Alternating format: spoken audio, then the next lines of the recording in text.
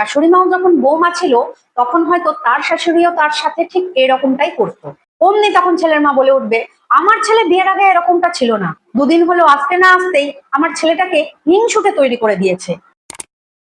আজকে একটি নীরব অপরাধের কথা বলে শুরু করব। আইনের আওতায় হয়তো এটি অপরাধ নয়, কিন্তু এই ঘটনাগুলি ধীরে ধীরে বিশাল বড় অশান্তির কারণ হয়ে দাঁড়ায়। আর ভিডিওটিতে অবশ্যই কমেন্ট করবেন কার কার সাথে এরকম ঘটনা ঘটেছে।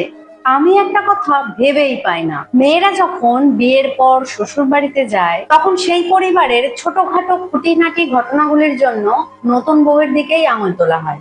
এমন ভাবে বলা হয় যেন সবকিছুর জন্য ওই নতুন বউটি দায়ী।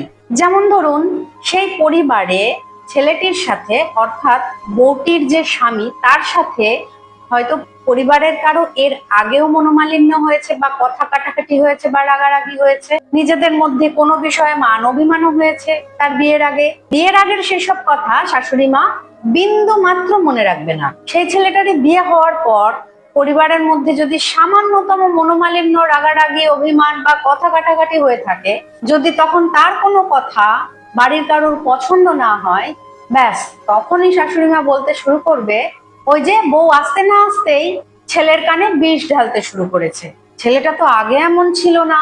অথচ সেই ছেলেটি বিয়ের আগে এমন অনেক কাজ করেছে যেগুলি তার বাড়ির লোকের হয়তো পছন্দ হয়নি, কিন্তু সেগুলো সবাই বেমালুম ভুলে যাবে, মাঝখান থেকে দোষ হবে নতুন বউটির।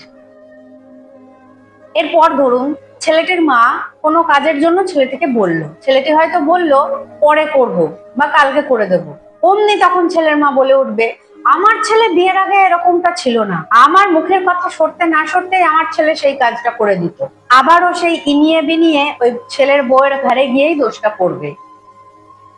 হয়তো ছেলেটি বউকে নিয়ে কোথাও ঘুরতে যাবে, সপ্তাহে একদিনের জায়গায় হয়তো 2 দিন কোথাও গেছে, অমনি ছেলের মা শুরু হয়ে যায়, আমার ছেলেটা বিয়ের আগে এরকমটা ছিল না, এখন বউ আসতে না আসতেই বউ ছাড়া কিচ্ছু বোঝে না, শুধু বউকে নিয়েই ঘুরে বেড়ায়, বউর সাথেই সময় কাটায়।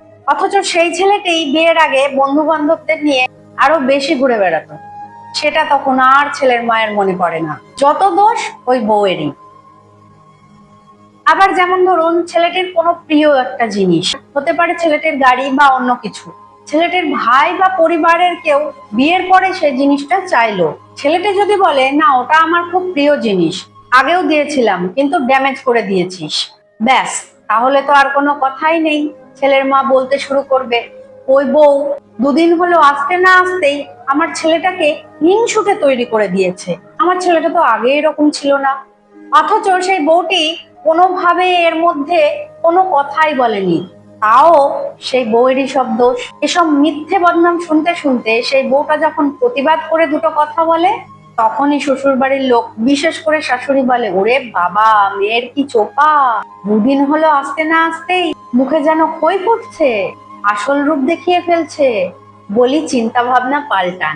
একটা মেয়ে বাপের বাড়ি থেকে শ্বশুর বাড়িতে অনেক আশা নিয়ে সংসার করবে বলে আসে, শ্বশুর বাড়ির লোকের সাথে অযথা অশান্তি করবে বলে কিন্তু আসে না। সেই বউটিকে শ্বশুর বাড়ির লোকেরাই তার ব্যবহার দিয়ে বাধ্য করে তাদের এগেনস্টে কথা বলতে, যেটাকে চলতি কথায় ঝগড়া বলা হয়। আর তখন সব দোষ হয়ে যায় ছেলের বউয়ের।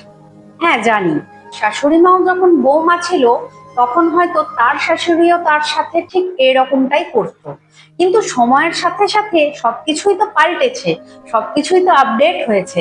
আপনার শাশুড়ি আপনার সাথে সবসময় খারাপটা করেছে বলে আপনিও আপনার ছেলের বউয়ের সাথে খারাপটাই করবেন, এই চিন্তাধারা তো বদলানোর সময় হয়েছে। এই চিন্তাধারা বদলালে দেখবেন, আপনি যতটা ভালোবাসা দেবেন ছেলের বউ আপনাকে দ্বিগুণ ভালোবাসা ফিরিয়ে দেবে।